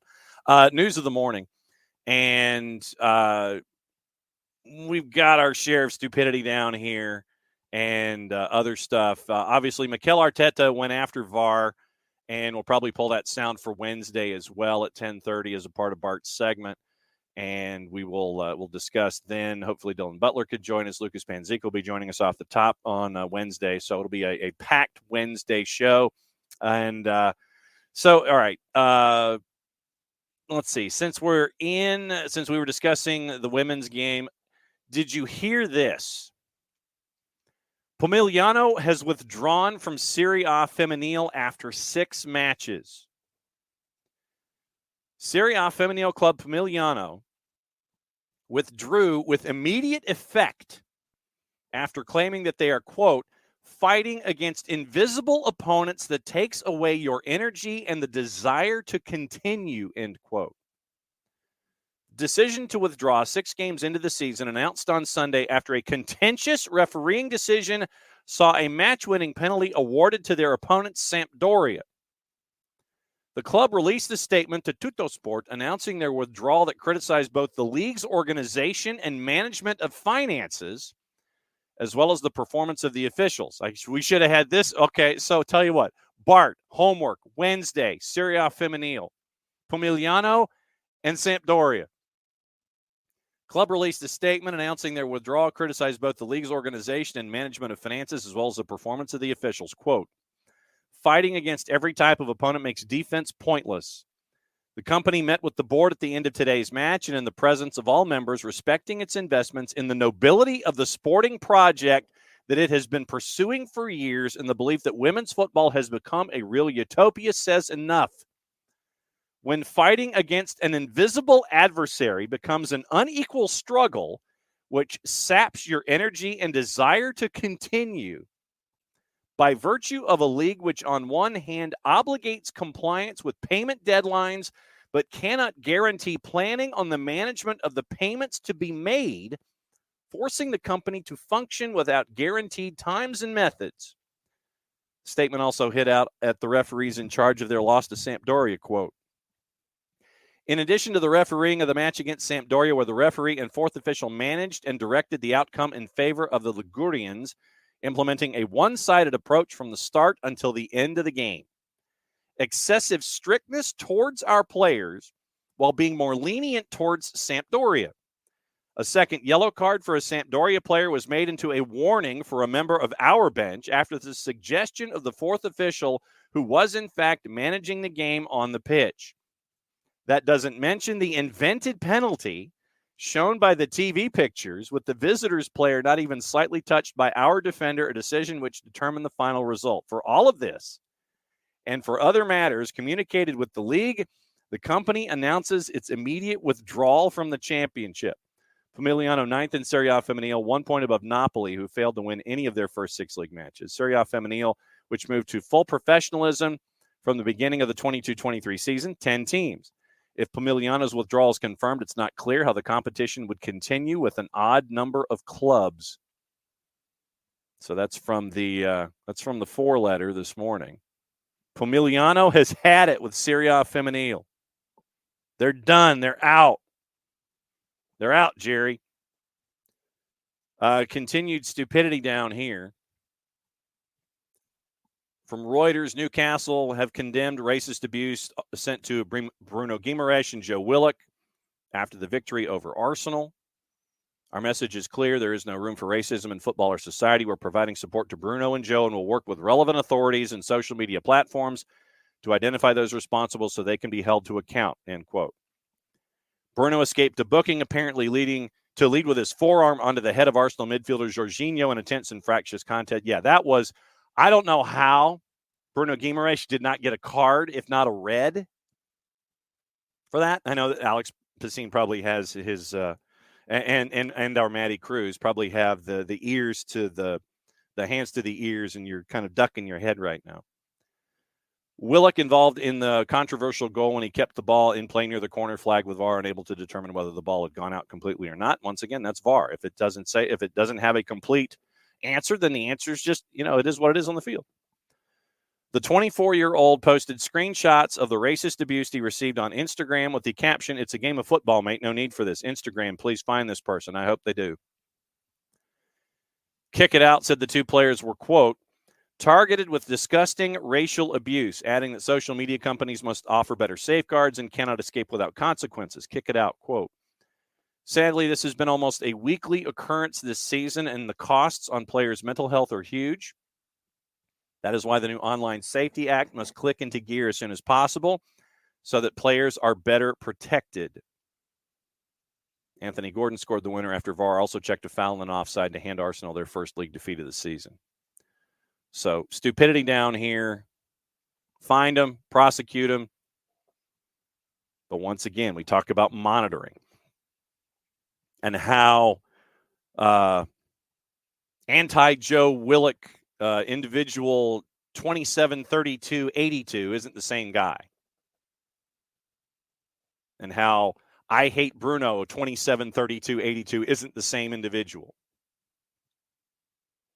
Monitoring, bumping them off, blowing them out of the social media channel in question, and then making sure that they're not allowed back and that they're prosecuted to the fullest extent of the law. You got to do it. Step forward and do these kinds of things. Like I said, I know that monitoring it is going to be the most difficult aspect of it. Because we all like to have, we all sit there and we have our accounts on various social media platforms. The 280 character account is probably the one that is the largest of the bunch, where people like to have 280 character muscles and sit there and run your mouth. But you would never wander up to a person face to face. That individual would never, and if they did, I'd give them a full load of credit, because then they'd probably end up getting a 5-finger sandwich shortly thereafter. If you want to do that, you got to do it in front of the person's face and accept the consequences. ACCEPT.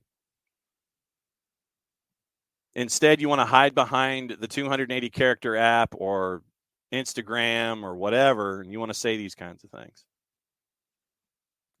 Gutless. You want to run your mouth like that, it's gutless. And there have to be better safeguards against these kinds of things. And I know that we're all kind of holding our breath waiting for them to happen. Find them, bump them off the platform, prosecute them. Online abuse, whatever the appropriate charge is, and whatever bailiwick we're talking about here. I'm sick of it, and you should be too. We mentioned VAR, and Mikel Arteta hitting out on VAR after the fact, and Arsenal sending out a statement saying, "We back our coach." I don't know if you saw this in La Liga. Iago Aspas for Celta de Vigo threw the pitch side VAR monitor to the ground after the on-field referee used it to overturn the late penalty decision awarded in Celta de Vigo's favor in their 1-1 draw with Sevilla on the weekend. I hope that the monitor was not very expensive. I hope it had a lot of nice pixelation. I hope it was a very, very technologically advanced monitor. I just hope it wasn't an expensive one, because apparently Iago Aspas slam dunked the thing. Aspas had been substituted with his team winning 1-0 shortly after teammate Renato Tapia had been sent off and was on the sidelines as Sevilla forward Yusuf El-Nesri equalized in the 84th. However, Celta de Vigo thought they had a chance to reclaim the lead, take all 3 points in the dying minutes of the match when referee Alejandro Hernandez awarded a penalty to Anastasios Douvikas, with Douvikas adjudged to have been pulled to the floor by Jesus Navas. Aspas, incensed after Hernandez overturned his original decision following advice from the VAR, the former Liverpool forward took out his frustrations on the pitch side monitor before being ushered away by a Celta de Vigo coach. Osmus was actually interviewed after the match. The balance always falls on the same side. And today, when it could have favored us, he goes to the VAR to see it when all of Spain has seen it. We've been through 12 days, and in 7 games, the balance always falls the other way. We want to be the best league in the world, and we are not advancing like this. Remember, Celta de Vigo is coached by Rafa Benitez. They're 18th in the table, and they've won just one of their first 12. Rafa Benitez has even hit out on VAR when his side had a goal ruled out in their 2-1 defeat at Las Palmas on October 3rd. Las Palmas, by the way, sidebar, one of the venues I would really like to go see a match. The Canary Islands. Celta thought they'd open up the scoring in the first half when Jorgen Strand Larsen, disallowed after a VAR review, adjudged Las Palmas defender Mika Marmol was fouled in the buildup. So Rafa said then, how can we not lose in the end if we score a legal goal and they take it away from you? In that play, my player's ahead. He's in front. I'm watching it right now. I don't understand what the foul is. We'll have to play something else if that's a foul. Anyone can see it. It makes no sense to call those things. It can't be. This is football. We're not talking about ping pong. We're constantly rowing against the current. We're not talking ping pong here.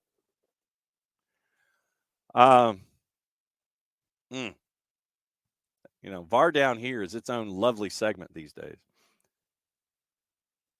Absolutely a segment for the ages.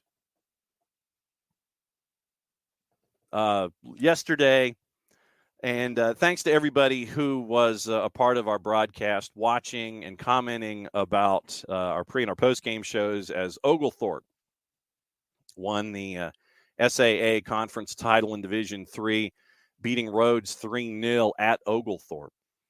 And shout out to the folks on the 4th floor of the apartment complex behind the press box for the party that you guys were having with 16 of you on the patio watching the match. I give you full credit. I give you full and total credit for watching from that platform. Fantastic stuff.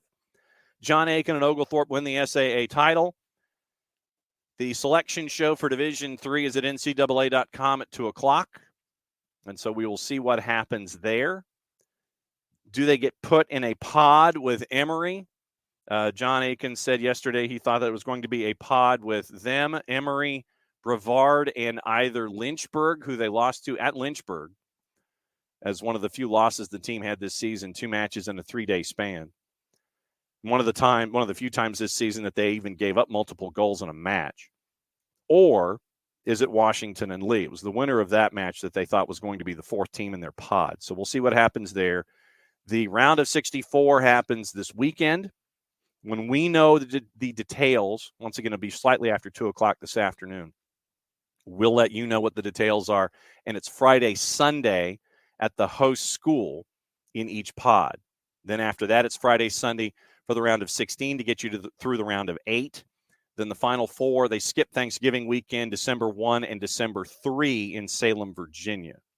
So that is that's the rundown for the D3s. But it was great to catch up with our friends at Oglethorpe yesterday and watch the SAA championship and see Oglethorpe clinch. Oglethorpe and Rhodes should both be in the tournament in the field of 64. We'll have our answers there coming up at 6 o'clock. But while that game was going on, it was Liverpool and Luton Town. Luton Town had a 1-0 lead, scored with about 10 minutes to go. Then Luis Diaz scores at 90 plus 4, would be the eventual final score of a 1-1 draw. And after Luis Diaz scored, comes back for his first appearance, waiting for the promised release of his father by the Colombian National Liberation Army guerrillas. He lifted up a shirt that said Libertad para Papa. And so he'd missed the last 2 matches after his mother and father seized by armed men in northern Colombia. Mother was freed within hours, and the ELN guerrillas said on Thursday that they would free his father. And so it's an extraordinary return for Luis Diaz. There is a note currently out that the release is being delayed. Hang on just a second. Let me see if I can find the details on that.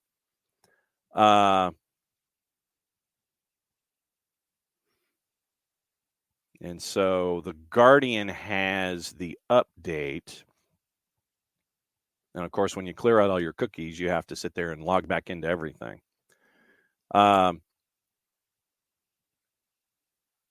Mother found, father remains missing. Diaz thanked the Colombians and the international community for the support that's been received, the many demonstrations of care and solidarity in this difficult moment.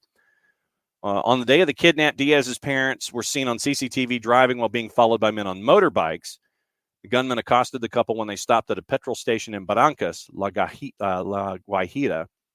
Diaz's mother abandoned in a car as police closed in. The father was taken away from Tom Ambrose at the Guardian. So still waiting for the release of Luis Diaz's father. Tremendous moment yesterday in the Liverpool-Luton Town match with Luis Diaz returning to action. Other gossip news and innuendo. Our friends, once again, at Yosemar Football have a story about our friends at 777. Philippe Auclair and Paul Brown. You know, we continue to mention 777 Group as the group that wants to take over ownership of Everton. According to our friends at Yosemar Football, in an article posted this morning by Philippe Auclair and Paul Brown, 777 lost almost $600 million in the 2022 fiscal year.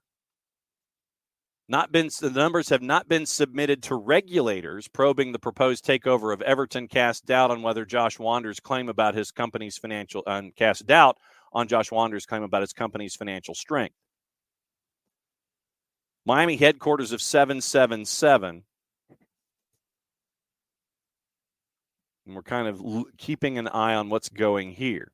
October 7, Josh Wander wrote to Everton fans saying that not all of our 60 businesses will be profitable at any one time, but the fundamental underlying business performance of the 777 Group is strong.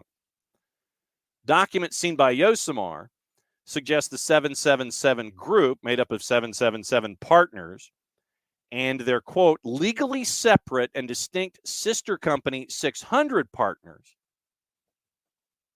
lost a total of nearly $600 million in the 12 months leading to the 30th of June, 2022. Auclair and Brown posit that this would appear to cast further doubt on the ability of the U.S. firm to carry on supporting its current football assets, all of which are heavily in debt and losing money, and at the same time finance their proposed purchase of Everton FC. Huge losses of $171.5 million in the second half of 2021 and over $425.5 million in the following 6 months appear to have been primarily due to punishing debt repayments, with interest expense totaling over $427 million for that period, and to a, quote, unrealized change in fair value of financial assets, which saw a colossal, their words, $557.5 million removed from the balance sheet.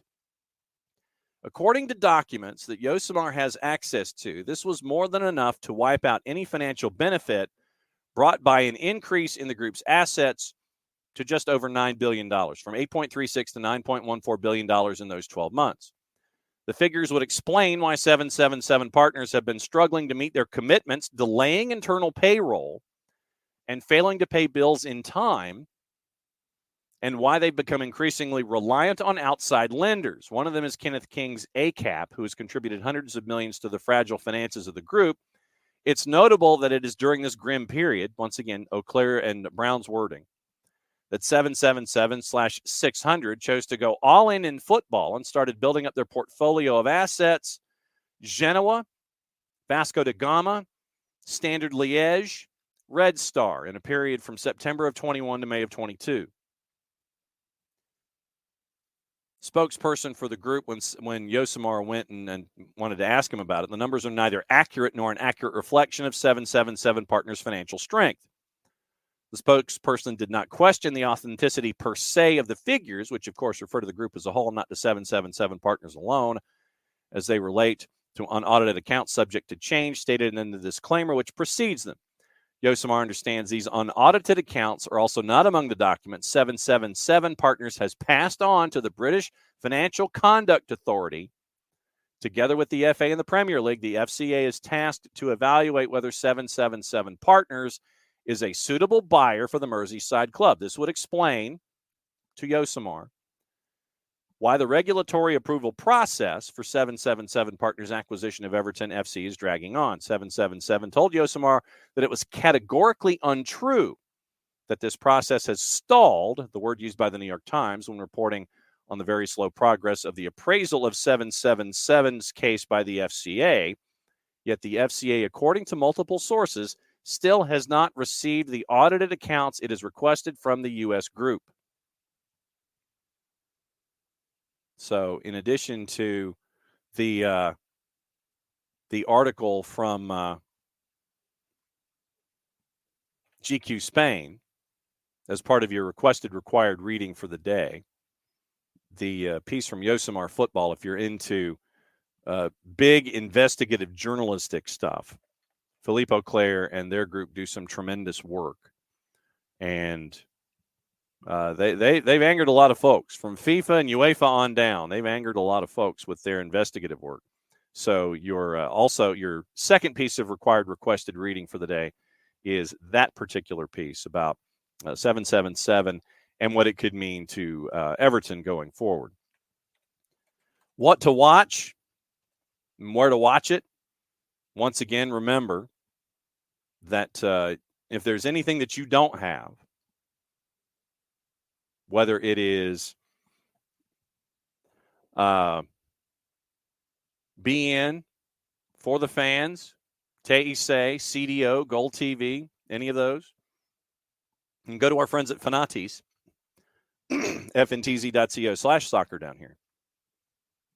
And you can pick up those particular networks, catch up on a lot of things that you may not have had the chance to view, watch, or otherwise participate in, and keep an eye on all of that. So also a programming note, the NCAA Women's Soccer Selection Show is going to reveal the D1 tournament streamed at 4 o'clock on NCAA.com. So the D3 is at 2. D1 Women's Tournament is at 4 o'clock. ESPN Deportes, Getafe and Cádiz is at 3 o'clock. Fox Deportes, Uruguayan Liga Nacional, Real España, Real Sociedad at 8 o'clock. Remember, RSL in Houston is tonight at 9 o'clock on Season Pass. It is on the Season Pass side of things. It is not on the free side of Apple TV. The Plus also has Getafe and Cádiz at 3. Very busy day for our friends at Paramount Plus. 4 of the 6 games in the AFC Asian Champions League have already been played. You've got Sepahan and AGMK going on right now. Al Faisali and Al Sadd is at 1 o'clock. Argentine Primera, Barraca Central, Rosario Central's at 4:30, part of a doubleheader. Godoy Cruz and Platense, doubleheader at 7. Bonfield, Colón, Belgrano, and Tigre. Brazilian Brasileiro, Vasco da Gama, Botafogo is at 5. Santos and Cuyaba is at 7. Serie A doubleheader day. Frosinone, Empoli's at 12:30. Torino and Sassuolo's at 2:45. Monday Night Football in the Premier League. Spurs and Chelsea is at 3. And Mauricio Pochettino says, I'm not going to rule out ever not going back to Spurs to manage. Of course, it was probably one of those, someone is trying to get you to say something about Spurs, and you always want to leave a door open. You always want to say something nice. But right now, he's kind of occupied with his gig at Chelsea. So you've got guys already gamefully employed. So very, very busy week across the board for us when it comes to everything going on. Congrats to our friends down in Tampa Bay Sun FC, and their addition to the USL Super League as well. So we'll keep an eye on that. And it is now the Spokane Zephyr on the women's side up in Spokane. Congratulations to all of them. So once again, very, very busy week across the board. Thanks to Bart for crashing in to let us know about Emma Hayes and what's going on with an early round of Reffingdownhere. He'll be back on Wednesday. Lucas Panzica will be in. Tomorrow we'll preview what's going on with what's going on in the MLS Cup playoffs, review what happened tonight. Reminder, go to soccerstreets.org and you can get, if you are so inclined, you can bid on something very, very massive, very, very cool. 4 Owners Box tickets to the 2023 SEC Championship game. Banner on the top of the page at soccerstreets.org, and you can bid on it. You can register and bid 4 Owners Box tickets to the 2023 SEC Championship game December 2nd at Mercedes-Benz. Bid on it and be a part of it there as well. I will be a better person later on in the week as we go, because remember, footy ball is this weekend, but you can continue to bid for another week when it comes to this particular way to help out our friends at Soccer in the Streets. You can bid, current bid's at $8,500, but you really can, if you really want to make a nice donation to help out Soccer in the Streets late in the year, go to GiveSmart, go to soccerstreets.org first and foremost, and you can bid on their 4 Owners Box tickets to the 2023 SEC Championship game. You got a friend who is a Georgia Bulldog fan, somebody in the SEC West that's going to get an opportunity to play at the University of Georgia, perhaps, if Georgia runs the table, chasing after a three-peat. You can help out Soccer in the Streets. Soccer in the Streets, click on the banner right at the top of the page, and you can really help them out as well when it comes to you, the college football fan, and you, the fan of Soccer in the Streets. You can help them out as well going forward there and helping them out across the board. So Tuesday traffic, it is going to be, once again, getting ready for Atlanta United in Columbus. Thomas Rongan on the show at 10:30 to discuss the Taika Waititi movie, loosely based on Thomas's adventures in Polynesia. And we will have him on the show at 10:30 on Tuesday. We'll get you ready for Atlanta and Columbus leading into it. Wednesday, it'll be Lucas Panzica off the top at 9:05. Hopefully Dylan Butler will join us at 10. Bart Keeler coming back in his normal time slot at 10:30. We'll be discussing what happened the night previous with Atlanta United. Tomorrow also the USL Championship, USL League One, and the NWSL programs will be up and running. The episodes on the network. Thursday, it will be Kaylor Hodges from the USL show joining us at 10. 10:30 Eastern, Nico Moreno will close out the show there. Friday, we'll get you ready for the weekend. 9:30, hopefully our friends from Beyond Goals Mentoring will be able to join us. 10 o'clock weekend whip around, patent pending, trademark coming, all the news to get you ready for the weekend. And we will keep you posted. Once again, our friends at Soccer in the Streets, you can really help them out with a fantastic donation across the board. So for everybody here at SDH, we've made it through another Monday. We got to talk about officiating. What a surprise. So we'll be back at it again tomorrow, 9:05. Thanks for hanging out with us for another go-round of SDH Soccer's morning show. Mucha Platiel, played safe, everybody. End of the show. That means I get to do this. We'll do it again tomorrow morning.